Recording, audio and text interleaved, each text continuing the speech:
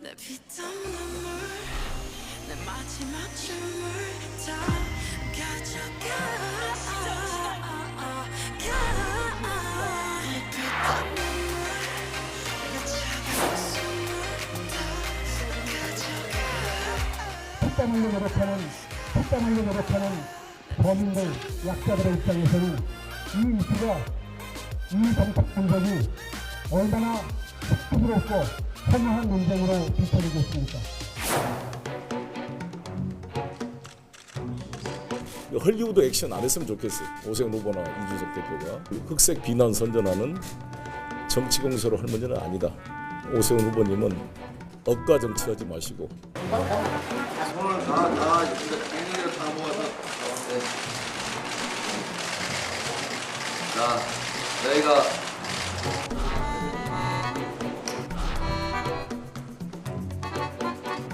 김은혜 후보는 경기 도민을 거짓과 위선으로 기만한 것도 모자라 투표일 당일까지 혼란에 빠뜨린 매우 위험한 사람입니다.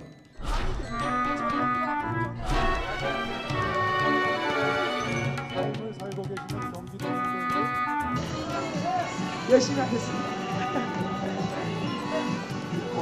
꼭 일하고 싶습니다. 감사합니다. 피땀 눈물 내 차가운 숨을 다 가져가 One money money money money One money money money money 네, 제8회 전국 동시지방선거 그리고 7곳에서 치러지는 국회의원 보궐선거 이제 내일입니다. 잠시 뒤에는 중앙선거관리위원장의 대국민 담화 발표도 있습니다. 저희가 현장 연결하겠습니다. 성일종 국민의힘 정책위 의장, 전재수 더불어민주당 의원 두 분 먼저 초대하겠습니다. 어서 오십시오. 네, 안녕하십니까. 아유, 늦게까지 고개를 숙이셨어요. 깜짝 놀랐습니다. 요즘 선거 현장 다니시느라고 굉장히 바쁘시죠? 네, 많이 바쁘지요. 네, 어떻게 돌고 계십니까? 아무래도 충청권을 좀 많이 갔고요. 네. 이제 수도권 지역에 예. 이렇게 좀 요청하는 데가 좀 있기 때문에 네. 여러 곳 돌았지요. 목이 많이 쉬셨군요. 아, 그렇습니다. 예. 네, 전 의원님도 지금 현장 많이 다니시죠? 예, 저는 부산에 주로 있습니다. 네, 예. 부산의 지역구. 지역구와 이제 부산시장 선거, 또 경우에 따라서는 부산의 구청장 선거 한 4군데 정도가 좀 격전지거든요. 네. 그런데 좀 지원 요새도 좀 댕기고 네. 그러고 있습니다. 예, 두 분이 현장 다니시면서 이제 많은 국민들 만나시는데 제일 많이 하는 얘기는 어떤 것인지 궁금합니다. 뭐라고들 많이 하시나요? 나라 운영을 좀 잘해달라. 이 말씀이 제일 맞으시는 것 같아요. 네. 그래서 아무래도 새로운 정권이 출범을 해서 얼마 안 됐기 때문에 이 기간 동안에 좀 나라 운영에 대한 죄송합니다. 예, 예. 나라 운영에 대한 많은 관심을 갖고 계시고요. 네. 그래서 나라 운영을 좀 똑바로 잘해줬으면 좋겠다라고 하는 게 대다수의 민심인 것 같습니다. 네, 제가 들어오기 전에 이제 두 분하고 잠시 얘기를 나눠봤는데 뭐 거의 하루 종일 유세차에 매달려 있을 정도라고 말씀하시고 지금 이렇게 목이 많이 쉬셨습니다. 양해해 주길 부탁드립니다. 선거를 위해서 좋은 일꾼들 뽑으려고 지금 이렇습니다. 무슨 얘기들 많이 하시던가요? 그러니까 사실은 이제 윤석열 행정부가 출범한 지 22일 만에 치르는 지방선거 아니겠습니까? 네. 통상적으로 정부 출범하고 난 뒤에 불과 한 달도 되지 않아서 치르는 선거는 집권 여당이 압도적으로 승리하는 그런 결과가 대체적으로 나오죠. 네. 이번 선거도 마찬가지죠. 그럼에도 불구하고 지금 이제 저희들이 좀 치열한 접전을 벌이는 곳이 굉장히 많습니다. 그것은 곧 이제 민주당의 인물 경쟁력이 국민의힘 인물 경쟁력을 좀 상당히 좀 앞서기 때문에 네. 사실은 집권 여당이 싹쓸이를 해야 됨에도 불구하고 민주당 후보들이 인물 경쟁력 가지고서 상당히 선방을 하고 있다. 특히 부산 같은 경우는 기초단체장들, 구청장들 같은 경우는 지난 4년 동안 이제 주민들에게 굉장히 체감도 높은 그런 이제 정책적인 성과와 실적들이 있었거든요. 네. 그러다 보니까 굉장히 이제 선거 구도는 좋지 않음에도 불구하고 상당히 좀 선전을 하고 있다 이렇게 평가를 하고 광역단체장의 경우도 마찬가지입니다. 네, 네. 강원도의 이광재 지사라든지 충남의 양성조 지사라든지 인천의 박남춘 시장이라든지 뭐 이런 분들이 인물 경쟁력을 가지고서 굉장히 불리한 구도 선거를 지금 넘으려고 하고 있다. 네네. 그래서 좀 우리 유권자들께서 지방선거는 지방 일꾼을 뽑는 것입니다. 당이 일하는 것이 아니고 사람이 일을 한다. 그래서 인물 경쟁력이 있는 사람을 좀 선택해야 되지 않나 이런 이제 말씀들을 많이들 하십니다. 네. 구도와 또 현장에서 느끼는 그 체감되는 민심은 좀 다르다라는 말씀이신데 체감하는 민심은 어떻습니까? 아마 국민들께서 느끼시는 민심이실 거예요. 네, 네. 비교적 그 새로운 정권이 출범을 했기 때문에 힘을 실어줘야 된다라고 하는 이 힘이 탄력을 받으면서 많이 좀 좋아지고 있는 건 사실이지요. 네. 또 4년 전으로 돌아가 보면은 민주당이 이제 그 당시에 싱가포르에서 트럼프와 김정은이 회담을 하면서 네네. 평화가 왔다라고 그래가지고 평화 이 프레임으로 해가지고 굉장히 압승을 하지 않았습니까? 물론 그 당시에 정권 초기이기도 했습니다. 그렇지만 이번 같은 경우는 이제 지방 권력들도 비교적 중앙 정부에 호흡을 좀 해야 되기 때문에 함께 일할 수 있는 사람을 좀 힘을 실어주자 이런 분위기가 저는 느끼고 있다고 생각을 합니다. 네. 그 보도되는 것을 보면은 당 일각에서는 민주당 지금 이제 호남하고 제주 빼고 4곳 빼고는 나머지 다 가질 수도 있다는 그런 뭐 예측을 하시는 분들도 있던데 그 동의하십니까?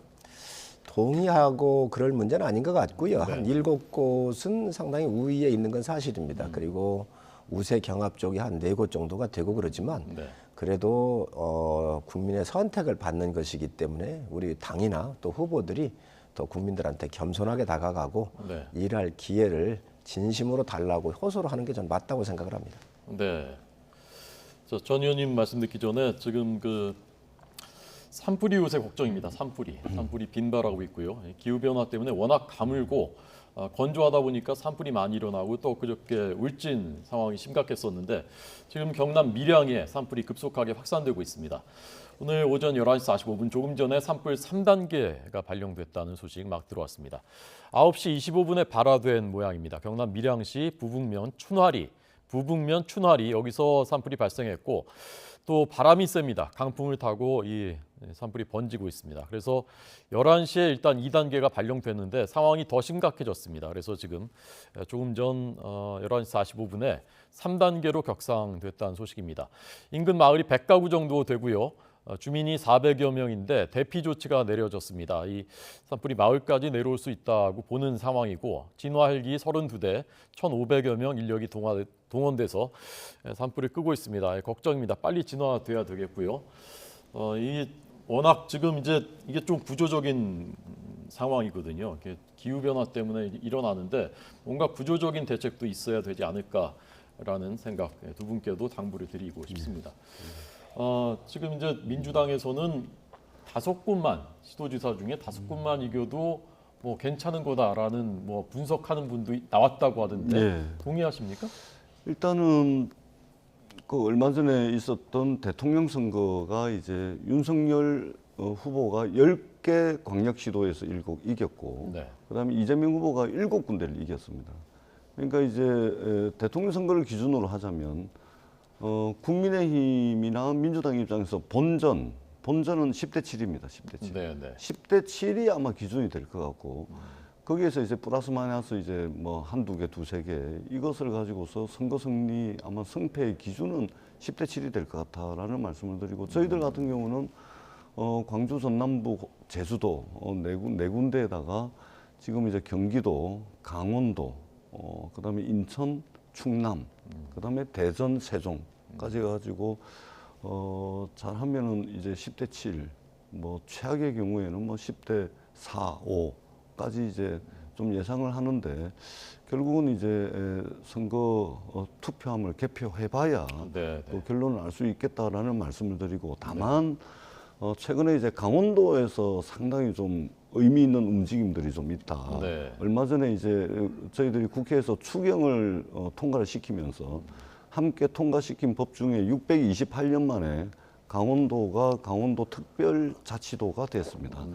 이 법은 이제 이광제법으로 명명이 될 정도로 이광재 의원이 상당히 심혈을 기울여서 한 것으로 알려져 있고, 네. 그래서 결국은 이제 강원도가 인물을 좀 키워보자 그런 이제 열망이 있는 데다가 새로운 강원도의 역사를 쓰는 이광재법, 강원특별자치도법 이것 때문에 상당히 좀 의미 있는 변화가 좀 저희들이 감지가 되고 있고, 마찬가지로 충남 대전도 마찬가지입니다. 그래서 저희들이 끝까지 열과성을 다하고 정말로 이제 겸허하게 하늘에 맡기는 그래서 결과를 좀 기다리도록 하겠습니다. 네, 이제 결과 내일 나오니까요. 네, 말씀하십시오. 우리 전 의원님께서 간절하게 한 곳이라도 건져야 되기 때문에 딱 집어서 얘기하시는 것 같은데 이 강원특별자치도법은 저희 당의 이양수 의원이 발의한 겁니다.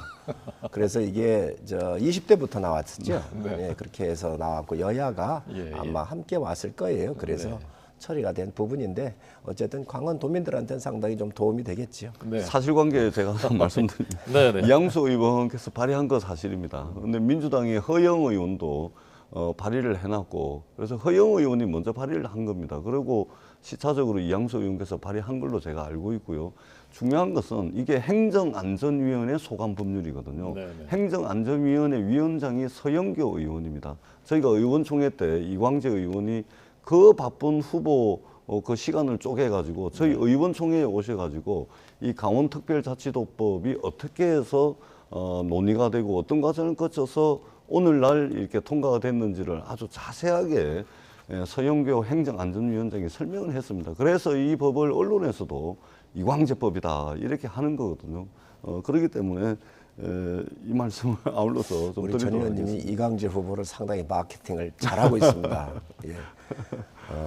요 부분은 뭐 지역에 관련된 거잖아요. 그리고 또 뭐 민주당에서 그렇게 얘기할 수 있습니다. 또 저희는 또 권성동 원내대표를 비롯한 강원도 의원들께서 적극적으로 추진을 하셨고 또 김진태 후보가 요청을 해서 저희 정책위 차원에서 이것은 좀 다뤄야 되겠다. 그래가지고 제일 먼저 우선순위에 넣어가지고 이번에 이제 함께 통과를 시킨 건데 여야를 뛰어넘어서 어쨌든 강원도 도민들한테는 상당히 기대를 할 수 있는 그런 법이라고 생각을 합니다. 그러니까 제가 이제 드리고자 하는 말씀의 요지는 뭐냐면 이광재법이든 강원특별자치도법이든 이런 세세한 것이 아니고 인물 경쟁력을 좀 우리 유권자들께서 좀 봐주십사. 결국 지방선거는 일할 사람 뽑는 것이거든요. 그 당이 일하는 게 아닙니다. 결국 일이라는 것은 사람이 하게 돼 있는 거죠. 그러면 인물 경쟁력을 좀 보고서 좀 선택해 주십사 하는 간절한 말씀을 드립니다.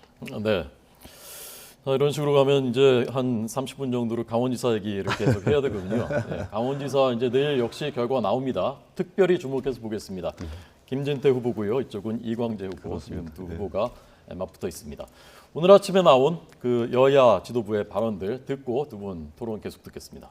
보시죠. 대선이 정권교체의 전반전이라면 지방선거는 정권교체의 후반전입니다. 반드시 승리하여 정권교체를 완성합시다. 이재명 후보는 서울 인천까지 10분이면 간다. 대형 여객기가 수직 이착륙하는 시대라는 등 허언증으로 국민을 현혹하고 있습니다. 김포공항을 이전해서 수도권 서부를 개발하겠다는 거창한 계획을 밝혔지만 국민들은 대장동 공영개발 먹튀를 재현하려고 하는 것이 아닌지 의심하고 있습니다. 우리 국민의힘과 윤석열 정부는 말이 아닌 실천으로 보여드리겠습니다.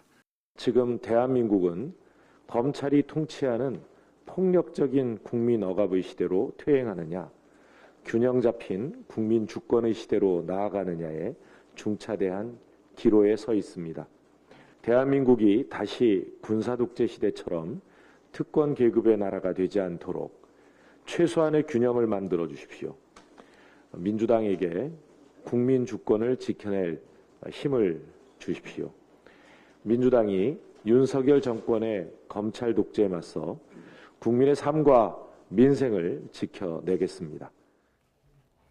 네, 양측이 제기한 그 쟁점들, 현안들이 이제 김포공항 이전 문제하고 지금 검찰 독재로 돌아가는 것 아니냐라는 것인데 하나씩 보겠습니다.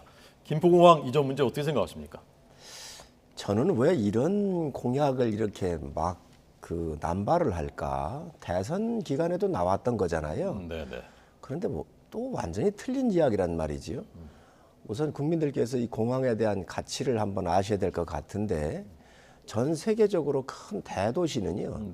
공항이 2개 이상 다 있습니다. 그게 국가 경쟁력이에요. 두 번째 여기를 만약에 없애버리게 되면 해외에 2박 3일, 3박 4일로 오는 관광객들이 공항을 오고 가면서 하루에 사용하는 비용 시간이 많기 때문에 급감을 합니다. 해외 관광객 수가. 또 국내 공항에 이용하는 국내 관광객도 마찬가지. 제주, 부산, 뭐 그 어디든요. 그래서 관광의 인프라의 그 대표적인 게 공항인데 이거를 없애는 거잖아요. 세 번째로는 군사 전략적으로 굉장히 문제가 있습니다. 우리가 인천공항으로 간다 하더라도 이 북한에 접경하고 있는 지역의 항로가 규제를 받기 때문에 비행기를 많이 띄울 수가 없어요. 이런 도저히 불가능한 일들인데 이런 것들을 없애겠다고 하는 것은 이제 개양 의뢰 국회의원으로 나간 거예요. 그러다 보니까 그 지역 주민의 어떻게 좀 환심을 사가지고 이겨보겠다라고 하는 아주 편협한 생각인데 저는 이러한 패착에 의해서 굉장히 지금 민주당이 어려울 거로 생각을 합니다. 또 민주당 자체가 지금 자중질환이 일어났잖아요. 제주도 의원들 반대하고요. 또 뭐 부산도 이런 문제에 직격탄을 입게 될 거 아니에요. 그렇기 때문에 지금 현재 이 완보이스가 나는 게 아니라 정책에 대해서 굉장히 많은 혼란을 주고 있는데 저는 민주당이 있을 수 없는 공약을 내놓고 있다. 그리고 이것은 정말로 아주 국민들을 지역 구민들을 현혹하기 위한 이런 아주 협소한 그러한 전략 아닌가 생각을 합니다. 전 의원님 어떻게 생각하십니까? 뭐 일단은 첫 번째는 당의 선거대책위원회에서 좀 조율돼서 한 목소리로 그러니까 제주도 후보 이야기 틀리고 서울시장 후보 틀리고 이재명 후보 틀리고 이것이 아니고 좀 조율돼서 이제 나왔으면 좋겠다라는 아쉬움은 있습니다. 그럼에도 불구하고 지금 서울 강남이 40년 됐습니다. 판교가 한 10년 넘어가죠. 서울 강남을 대체할 수 있는 제2의 강남에 대한 필요성은 도시적 관점에서도 반드시 필요합니다. 그리고 40년 전에 김포공항이 있을 때는 그 주변이 허허벌판이었잖아요. 근데 지금 한번 보세요. 서울 강서구의 마곡지구 들어섰죠. 김포 한강신도시 들어섰습니다. 인천 금단신도시 들어서고 지금 그 주변이 개발 압력이 굉장히 강합니다. 그리고 이 서울 서부권의 김포공항을 가만히 냅두고서는 서울의 미래 또는 서울 수도권 서부권의 미래를 논할 수가 없는 지경에 지금 와 있습니다. 그렇기 때문에 이번 지방선거가 아니래도 이재명 후보의 공약이 아니래도 이거는 국가적 의제, 국가적 차원에서의 어떤 아젠다로서의 위상과 성격을 분명히 가지고 있는 겁니다. 그렇기 때문에 이것은 서울의 지도를 바꾸는 일이고 수도권 서부 지역의 지도를 완전히 바꾸는 일이기 때문에 이 부분에 대한 활발한 검토와 논의는 꼭 필요하다. 이런 이제 측면이 있고요. 또 한 가지는 지금 당 대표부터 해가지고 국민의힘의 모든 사람들이 지금 김포공항에 다 달라붙어 있는데 서울시 양천구청장 지금 국민의힘 후보가 이기재 후보입니다. 양천은 원희룡 국토부 장관의 지역구였죠. 여기에 이기재 후보가 국민의힘 후보로 출마를 했는데 이분이 원희룡 국토부 장관이 국회의원을 할 때는 보좌관을 했고 원희룡 장관이 제주도지사를 할 때는 제주도 서울본부장을 했습니다. 그런데 최측근이죠. 최측근을 자기가 지역구 국회의원으로 있던 양천구의 구청장 후보로 출마를 시켰는데 이 출마한 사람들은 선거관리위원회에 핵심 공약을 선관위에 반드시 제출하게끔 돼 있는데 이 공약에 김포공항 이전이 들어가 있습니다. 원희룡 국토부 장관의 최측근 보좌관 서울본부장을 했던 양천구청장 국민의힘 후보도 핵심 공약에 김포공항 이전이 들어가 있습니다. 더더구나 김포공항 이전의 주무부처가 국토부입니다. 국토부 장관이 지금 원희룡입니다. 그리고 그 최측근이 양천구청장에 출마를 했고 김포공항 이전 공약을 내걸었습니다. 원희룡 장관과 김포공항 이전에 대한 어떤 사전 논의라든지 또는 사전에 조율을 하거나 검토를 한 적은 없는지 이것부터 먼저 밝히시고 이렇게 다 달려들어서 공개를 하더라도 하셔야 됩니다. 그러니까 국민의힘 자기 구청장 후보가 내건 김포공항 이전 공약이 있음에도 불구하고 그거는 내몰라라 하고 지금 남이 내건 공약에 대해서 이렇게 지금 다 달라붙어가지고 이러고 있는 겁니다. 뿐만 아니라 국민의힘의 인천시의원도 인천공항, 김포공항 통합 이야기를 이전에 했습니다. 그렇기 때문에 마치 이것이 무슨 뭐 난리가 난 것이냐, 뭐 이 나라가 큰일 날 것이냐 이렇게 하는 것은 네. 지금 너무 과도하게 예. 정치적 이해관계에 매몰돼 있다 이런 비판을 하지 않을 수가 없습니다. 네. 이게 이제 지역 이득과 국가 이득을 봐야 되거든요. 구청장이나 시의원들은 이런 요구를 할 수 있다고 봐요. 네. 근데 이재명 지사와 송영길 서울시장 후보 아닙니까? 한 분은 경기 도망지사고 한 분은 인천 도망시장이에요. 그런데 이분들이 대권에 나왔거나 당대표까지 했고 국가의 큰 틀을 운영했던 분이에요. 저는 구청장이나 아니면 그 지역 사람이 얘기를 했다 본다면 이 뉴스가 커지질 않았을 거예요. 그런데 이재명 지사 같은 경우는 그 전국의 선대위원장을 맡고 있는 거 아닌가요? 전국 선대위를 책임지고 있는 겁니다. 그런데 이 지역을 너무 몰라요. 와가지고 지금 현재 국회의원이 어려우니까 아마 이 공약을 꺼낸 거로 보여져요. 그런데 거기에다가 또 무슨 얘기를 했느냐. 서울에서 인천까지 10분이면 왔다 갔다 한다 그랬거든요. 38분 걸립니다. 도저히 갔다 오갈 수 있는 그 운송 수단이 없어요. 고속철도도 아니에요. 또 두 번째, 수직 이착륙기를 띄운다 그랬어요. 미국이나 러시아 같은 군사 강국도 수직 이착륙기가 없습니다. 헬기 말고는. 어떻게 이 어마어마한 중량이 나가는 항공기를 수직으로 띄운다는 거예요. 이 과학을 어떻게 공부하셨는지 모르겠는데 있을 수 없는 새로운 과학을 도입하려고 하는지 몰라도 도저히 국가 경영에 참여하겠다고 대권 후보로 나왔던 분이 지금 인천공항을 옮긴다 하면서 이게 말이 꼬이니까 계속해서 거짓말을 계속 좀 시리즈로 엮어내고 있거든요. 저는 이에 대한 판단이 지역구민으로부터 정확하게 있을 거라고 봅니다. 자, 한 번씩만 더 기회 드리겠습니다. 자, 그냥 서울 양천구청장 후보면 저희들도 그냥 넘어갑니다. 그런데 원희룡 국토부 장관의 최측근, 국회의원 때 보좌관을 하고 제주도지사 할 때 서울본부장을 했던 최측근이 양천구청장입니다. 김포공항 이전에 주무부처가 국토부입니다. 사전에 조율이 있었을 거라고 보는 것이 합당하지 않겠습니까? 이 부분부터 먼저 해명을 하시는 게 맞다 이 말씀을 드리고, 또 하나는 공항철도를 이용했을 때 김포공항에서 인천공항까지 37분, 38분이고 차량으로 하게 되면은 한 20분 정도면은 김포공항에서 인천공항까지 가게 돼 있다. 이런 취지로 말씀을 드린 것이고, 그다음에 수직 이착륙은 아마 윤영선 후보하고 TV 토론 또는 이제 유세차를 타고 다니면서 지역 주민들에게 유세를 하시면서 아마 수직 이착륙 이야기를 한 것 같은데 이것은 지금 당장 하는 것이 아니고 우리가 미래의 어떤 기술혁명, 기술 혁신 이런 시대가 올 것이다라는 이제 차원에서 이야기를 한 것이죠. 그리고 우리가 지금 이제 그 국내용, 그러니까 이 동북아시아까지 가는 이제 조그마한 비행기들은 중소형 비행기들은 활주로가 한 2,800m가 필요하거든 최소.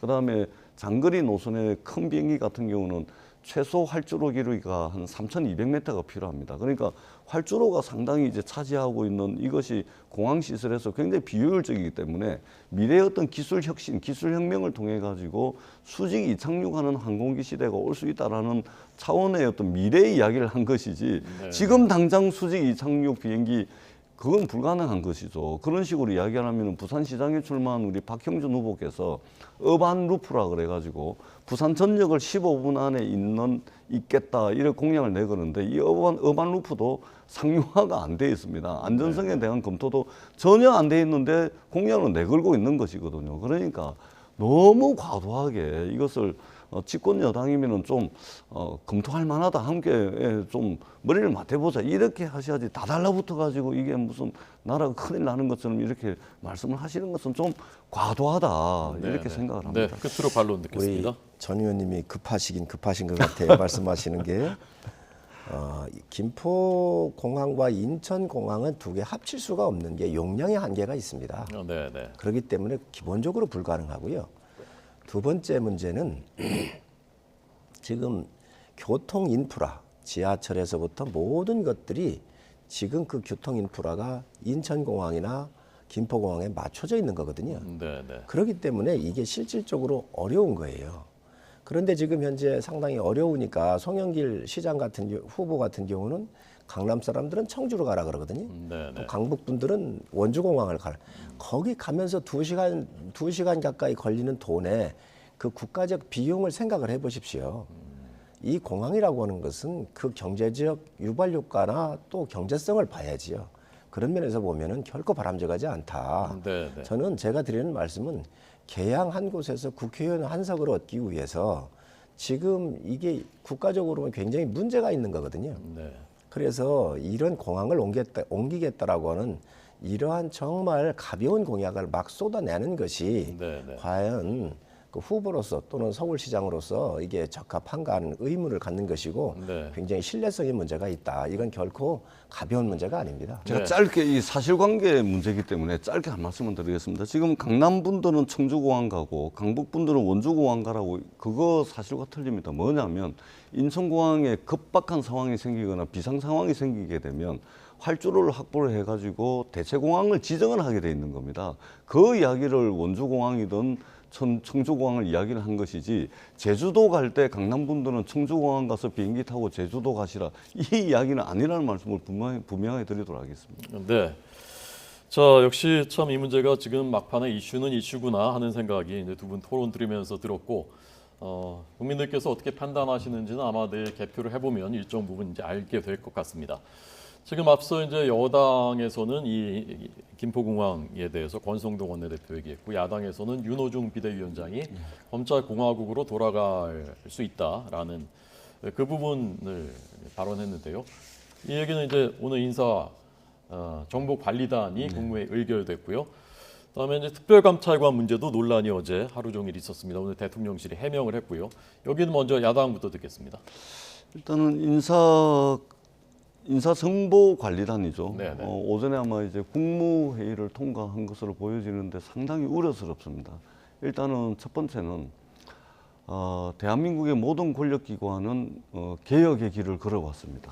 그리고 그 개혁의 핵심은 뭐냐면 어떤 큰 권력을 나누고 분산을 해서 견제와 균형이라는 그 굳건한 기반 위에 세움으로 인해 가지고 더 좋은 민주주의가 이루어지도록 하는 그런 개혁의 길을 권력기관들이 걸어왔는데 지금 법무부 그리고 법무부의 한동훈 장관이 말하자면 엄청난 여기저기 흩어져 있던 모든 권력을 한 곳에 똘똘똘똘 말아가지고 한 손아귀에 쥐게 됐습니다. 이것은 권력을 나누고 분산하는 그래서 견제와 균형의 원리 위에 세우는 것과 완전히 역행하고 아주 거대한 이 권력이 한 손아귀에 들어갔다.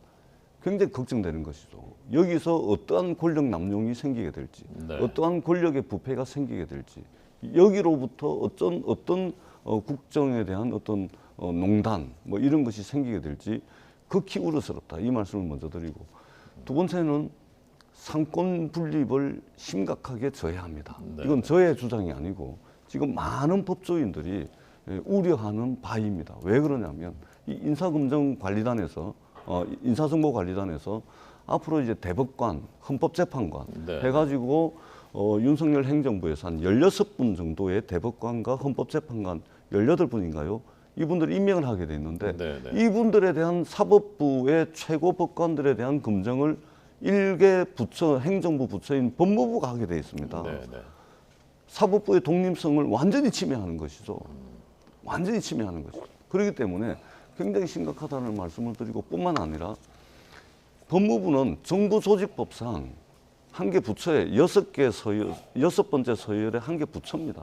그런데 모든 부처의 장 차관에 대한 정보를 털어지고 말하자면 왕부처 그리고 그 왕부처인 법무부 안에 소통령이 자리를 털고 앉는 굉장히 위험한 현대 민주주의 국가, 현대 민주공화정에서는 상상하기 어려운 아주 압도적인 권력의 집중과 압도적인 권력의 남용이 예상된다. 그렇기 때문에 심각한 문제다. 이렇게 생각을 합니다.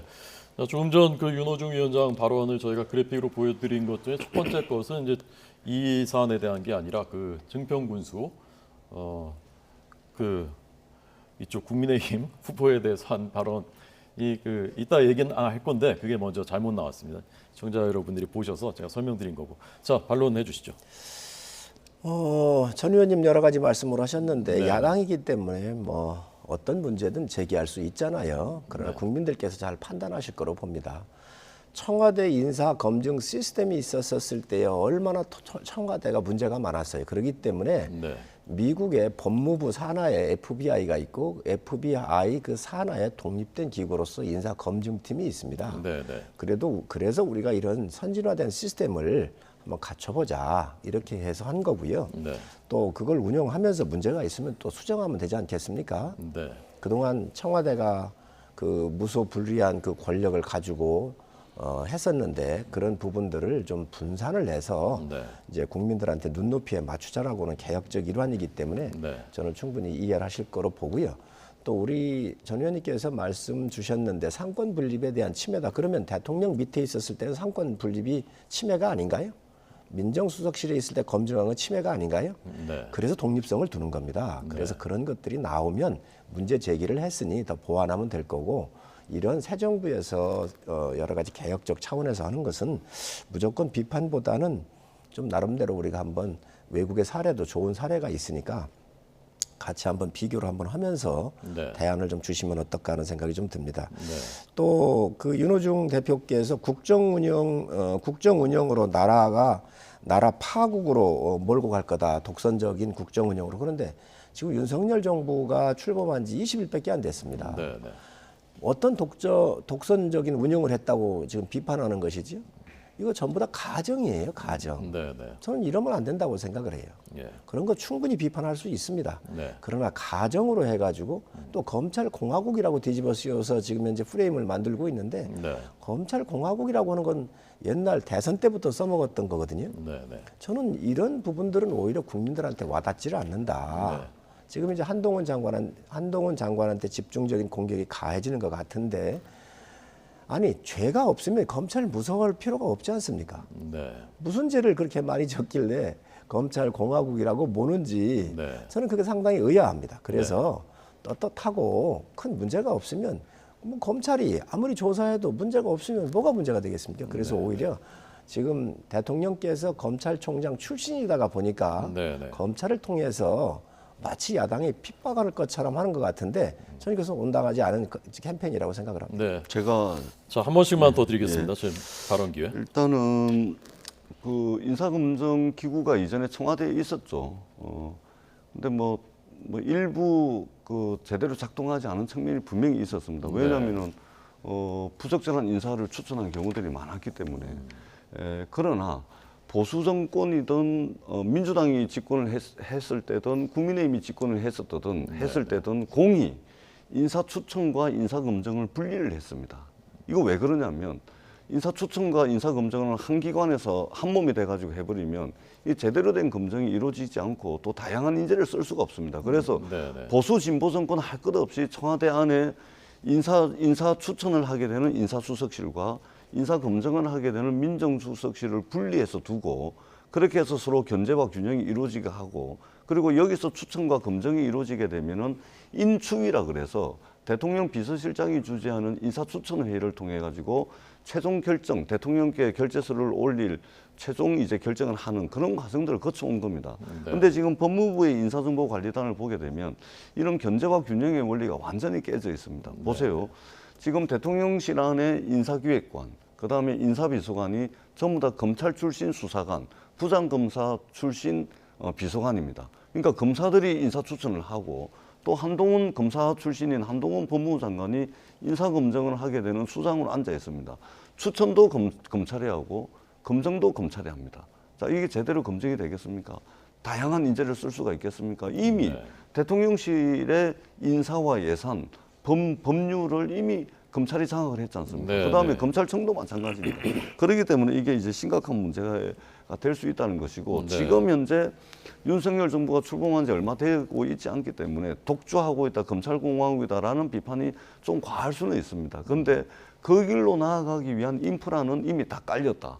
그렇기 때문에 검찰공화국의 어떤 징후가 나타나고 있는 것이죠. 검찰공화국으로 나아가기 위한 인프라를 지금 거기다 깔았다라고 볼 수 있는 징조들이 많이 나타나고 있기 때문에 이런 비판을 야당으로서는 하지 않을 수 없다. 이 말씀을 드리겠습니다.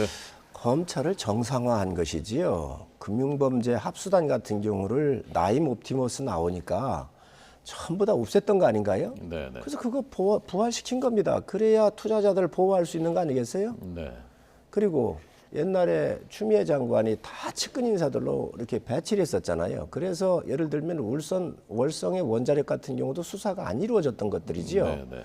그래서 그런 것들을 이게 지금 정상화시키고 있는 과정이에요. 네. 그런데 여기에 마침 그 검찰을 갖다가 공화국으로 하고 무소불위의 권력으로 군사 독재 권력하고 이걸 이퀄 개념으로 지금 이렇게 아주 그 낙인을 찍고 있는데 네. 상당히 바람직하지 않지요. 그리고 검경 수사권 조정이라든가 민주당에서 그렇게 추진했었던 공수처도 좀 있지 않습니까? 그런데 네, 네. 전 이건 상당히 옳지 않은 방법이라고 생각을 하고요. 그런 면에서 제가 민주당이 요구하는 거에 이야기하는 거에 대해서는 동의할 수 없다. 그리고 특별감찰관제도 민주당이 공격을 했어요. 네. 윤석열 대통령께서 이걸 임명하지 않을 거라고. 네. 그런데 바로 나왔지 않습니까? 네. 윤석열 정부는 공정과 상식에 기반을 두고 출발한 정부이기 때문에 법에 있는 걸 어찌 안 하겠습니까? 그래서 이걸 가지고 민주당이 공격을 했어요. 이제 폐지했다고 이렇게 했는데 그 대통령실에서 이 부분에 대해서는 해명이 또 나왔지요. 네. 이제 반박이 나왔지요. 그래서 여야가 추천해주면 임명하겠다. 네, 네. 있습니다. 그런데 이런 것들을 다 묶어가지고 대통령께서 이제 검찰 출신이고 민주당의 여러 가지 그 불리했었던 것들에 대해서 끝까지 수사 원칙을 지키면서 저항을 하면서 법을 지키고 공정과 상식을 지켰었기 때문에 네, 네. 그것을 무력화하기 위한 정치적인 공세라고 생각은 하지만 어쨌든 새 정부가 들어섰기 때문에 부족한 게 있으면 네. 대안 내주시면 저희가 또 수정하도록 그렇게 하겠습니다. 네. 자, 저희가 쓸 수 있는 시간이 이제 4분 남았거든요. 시청자들과 약속이기 때문에 제 마음대로 늘리지 못하고요. 또 내일 또 선거니까 양적인 균형도 중요합니다. 그래서 4분 중에 2분씩 원래 저희가 오늘 얘기하려고 했었는데 앞에 두 개 워낙 뜨거운 이슈이기 때문에 시간 길어졌고 얘기하려다 못한 게 지금 이제 그 특별감찰관 문제, 그다음에 김건희 여사가 집무실 방문한 거, 그다음에 김은혜 후보의 재산 축소 문제, 김동연 후보의 특혜 발주, 그다음에 아까 뭐 중평군수에 대한 그 윤호중 위원장 발언 등등입니다. 이 중에서 하시고 싶은 말씀, 이거 먼저 하겠다라는 거 딱 2분씩 드리겠습니다. 먼저. 김은혜 경기도지사 후보의 재산 신고 허위로 한 거, 네. 이거 이제 굉장히 심각합니다. 실제로 이제 2016년도 당시에 국민의힘, 그때 당시에는 이제 자유한국당이었습니다. 네. 제주도당 위원장이었던 강지용 자유한국당 후보가 있었습니다. 네, 네. 이분이 재산을 누락 신고했습니다. 얼마를 누락 신고했냐면 13억 정도를 재산 누락을 하고 신고를 했습니다. 그다음에 선거관리위원회에 재산 신고를 하게 되면 혹시 잘못됐나 한 번 더 살펴보고 하라라는 취지로 재산 신고한 부분에 대해서 정정 기간이 별도로 주어집니다. 네, 네. 선거관리위원회에서 정정할 수 있는 기간을 별도로 부여를 하거든요. 그만큼 이제 제대로 하라는 취지입니다. 그런데 네.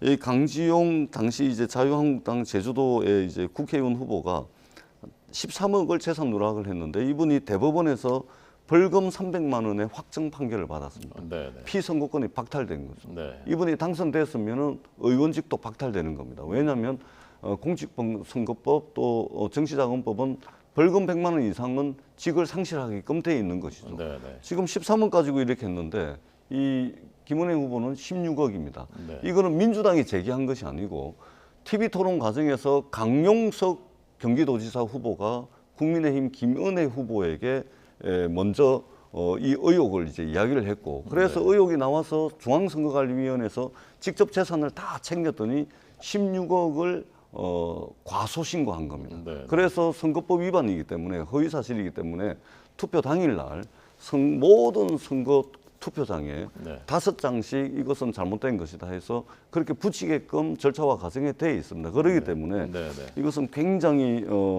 중대한 선거법 위반 행위다. 네.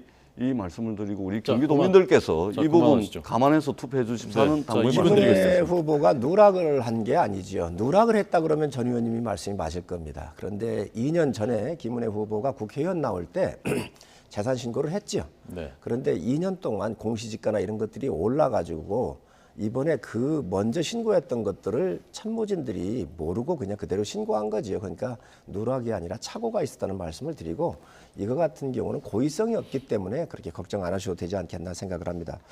지금 더 큰 게 있는데요. 윤호중 비대위원장은 그 증평군수한테 그 우리 당 후보한테 70이 넘어가지고 새로운 걸 배우시기에는 좀 그렇다 그랬어요. 네. 그러면 나이 들면 새로운 거 하지 말라는 겁니까? 변화하는 시대에 참여하지도 말고 세상 아예 끊으라는 얘기인가요? 근데 민주당에 지금 같은 충청북도 단양군수도 70이 넘으셨습니다. 네. 처음 출전하십니다. 부산에 중구청장 후보가 이분 77세세요. 처음 출전하세요. 네. 또 처음 아니어도 70 넘으신 분이 굉장히 많아요. 국회의원도 많고. 옛날에 노인 폄하 발언을 해가지고 민주당이 굉장히 곤욕을 치렀는데 지금 원내대표가 아니고 지금 비대위원장이잖아요. 윤호중 비대위원장이. 네. 도대체 아니 나이가 이 100세 장수 시대에 도대체 할 말 안 할 말을 구분을 못하고 있다. 그리고 노인 폄하 발언을 해도 지금 선을 너무 넘어도 많이 넘었다라고 생각을 합니다. 그래서 이 부분에 대해서는 윤호중 비대위원장이 사과를 해야 한다고 저는 생각을 합니다. 네. 자, 공평하게 드리려고 했는데 이쪽이 30초 더 쓰셨고요. 어쨌건 저는 제가 할 수 있는 대로 최대한 기회를 드렸습니다. 좀 더 드리시죠. 네. 30초 더 드릴까요? 예, 아니, 자, 시간 끝났습니다. 예. 자, 그만하십시오. 자, 오늘 전국 토론 성일종 국민의힘 정책위의장, 전재수 민주당 의원 두 분 목이 쉴 정도로 선거운동 하신 와중에 또 여기 와서 열띤 토론해 주셔서 감사하고요. 제가 성대보호를 위해서 30초 안 드렸습니다. 고맙습니다. 두 분 고맙습니다. 네, 감사합니다.